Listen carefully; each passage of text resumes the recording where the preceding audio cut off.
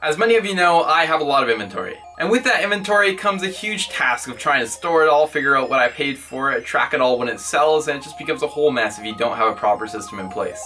Hey guys, I'm the Commonlad. Welcome back to another video, and today we're going to be talking about my struggles with storing inventory and how I built some systems to track it all and how you can hopefully implement some of these in your store. If you're new here, I make tons of different videos trying different hustles, selling things on eBay, Instagram, Shopify, and different things like that. If it sounds like something that interests you, please consider subscribing. And with that out of the way, yes, I do have a lot of inventory, at least over 1,000 video games currently, and I think literally if you add up all the wholesale products, I've probably got right around 5,000 of them. But not 5,000 different SKUs, that's just 5,000 products with maybe only 150 SKUs in that area. In fact, I think it's more like 4,000 wholesale products and about 1,000 video games, which brings it to a total of about 5,000 items down here. And you're thinking, what? That's a lot. I know, it's pretty bad. And I've been eyeing all the new stuff outside of the wholesale products and outside of the video game niche, which has brought the total products up to quite a bit. That's why today I just want to go over really quickly how I store the different inventory, what sort of shelving I use, and just things like that in the inventory system I use, because I recently switched over to a new online inventory system.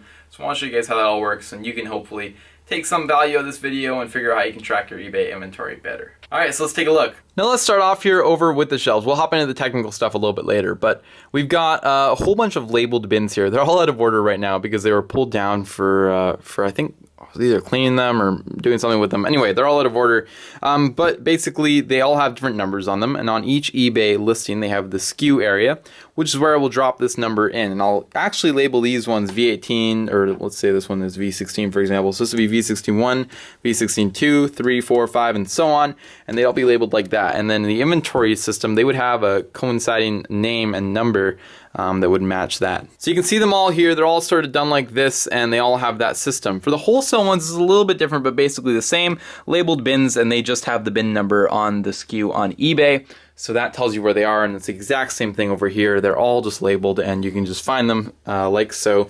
By looking up the SKU on eBay, or when it sells, it will tell you exactly where they are. So that's pretty straightforward. So before you go off though and make this system, I'm not going to say it's really bad, but I've figured out a much better way, I believe, of storing them. You can still use bins like this, and you can still label them like this, but first of all, I don't want to do individual item numbers anymore. So I don't want to do 1, 2, 3, 4, 5. Like something would be V16-5. I'd go find the 5th one and pull it, because obviously that would move the rest of them, which wouldn't then make that one 5, but that's not even the issue. The issue is more so that when I track them all like that, I had to put in way too many numbers in the eBay SKU area. I had to go back and edit the listings after the fact. It's a big mess and a time waster. So I wouldn't necessarily recommend doing that. So this doesn't look like much, but this is my latest solution. I still have to figure out a good way of storing these, but I have lot numbers now. So whenever I get a lot in, the lot gets assigned a lot number, and then I can actually list them all under that lot number, store the lot together, and then I can actually go and pull things out of that lot. And that's how I'm doing it now. So you'll see here some other random piles of video games. I've also got lot, for example, 103, and this right here. These are all loose games. But I've started doing them like that, and let me just say that the system works way better. I haven't tested it at scale yet. That's why you see only a few games down here. But with the ones I've tested, I've saved so much time doing it, and I'll explain more so why on the online version. But it's been a big time saver. Also, I used to use receiving bins and then track the games in the receiving bins and then move them over on the spreadsheet to the inventory system. That was a while ago. I stopped doing that quite a while ago. But this is also a really bad way of doing it. Instead, I've actually gone ahead and started using these sort of inventory bins. They're the ones that fold over like this. Really easy to use. And there's a couple of them here. But basically I can store different lots in each one, and it saves a ton of time. And then in case you're wondering, any non-video game related items for now, I'll come over to this receiving shelf here, which is where things get processed. It's kind of a big mess, but it seems to work. Okay, so now you guys see how things are basically stored around here. Let's hop into the computer here. I don't know if I'm going to be able to do the screen recording software, but let me just pull it up. It's pretty straightforward. I'll just show you guys the two systems I've used in the past and what I like about them, what I don't like about them, and sort of explain what I'm doing now as to save time. So unfortunately I don't actually have a screen recorder set up on this computer, but I will just briefly show you here. Let's pay attention to row 19 there, A15. We have smartphone ring stands in rose gold, so that kind of shows you that. The eBay item number will go there, but again, don't take the time to do that because it just takes too much time. But then it shows the purchase price, the sale price, the quantity that I have of them in stock, the value of that inventory in terms of I think what I purchased them from, and then the total value of the sale price on those, the shipping charge, the sale price with the shipping charge, and then the percentage markup. And this seems to be a pretty decent way of how I could track all sorts of different wholesale items. Moving on to Well Play Games, I can't show you exactly everything on this sheet because I have a bunch of information of the sellers, but I can show you here an example here, V25, this shows items 1 through 18 and the individual item numbers that every game is given on this side. Then we head over here and we have the actual item names themselves, as well as the group that they're in. This feature works on the newer version of numbers, which allows you to group things, but not on this version. Anyway, we've got the condition that they're in. Again, a bunch of useless stuff that nobody cares about, like the consoles they're for. This stuff I have all removed from the latest one. This is an example of one that I've done in the past. We've got a supplier there. We've got some purchase prices over here, and then the sale prices on those items. And that's basically the principle of how this one works. We've also got in these blanks here the item number for the game and a comment in case I had one. And also there's a quantity thing over here for some reason. But again, just a really inefficient system. And here's my latest system right here. This is as simple as it is. And this is on Google Sheets. I switched over because I wanted to be able to access it from my phone and from anywhere on the other computer, even though it was on Dropbox, was not doing that because of different versions of the software. So it was kind of driving me nuts. But this is as simple as it is. This is just a demo here, so I've got a couple different lots that I've purchased in here. There should actually be a couple more written here, I think. But either way, you can see that we've paid $437. We've lost $360 on them. But it's just an example here. It's just more of a test run. But this is actual numbers, so we'll go ahead and just look into this real quick. I'm just going to cover this for right here because that's actually supplier. But we've got lot 101. We've got the order number there. And then we've got a bunch of different games that we've sold from this lot already and the month that they were sold. Moving on here, we've got the title of the lot that we bought, a bunch of item numbers for the games that sold. We've got the lot cost in total, so that was all that we paid for these. We've got a bunch of sale prices there, and then we can keep going over and we can see all the other costs for the lot. There was no shipping costs, no import costs, no taxes, and the total cost there was $32.58. Our average price per unit was $1.62.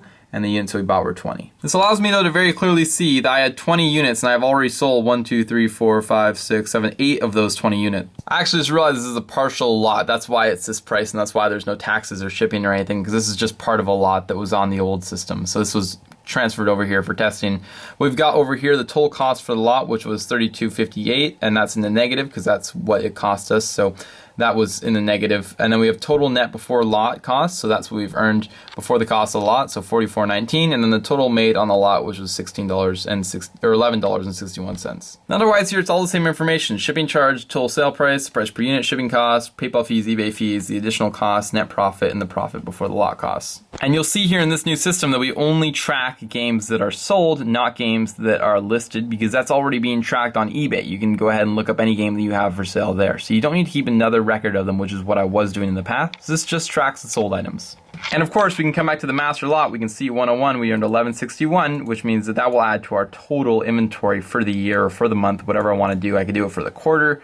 And it just allows me to very clearly see, are we making money? Are we not making money? Clearly here we're not, but that's because I think a lot of these weren't listed. But either way, yeah, it just gives you a really good example here. Oh, actually here you can see we paid 32 and made 11. We paid 57 and we were at negative 48 there, so we haven't made our money back there. We paid 346, made 323 there, negative.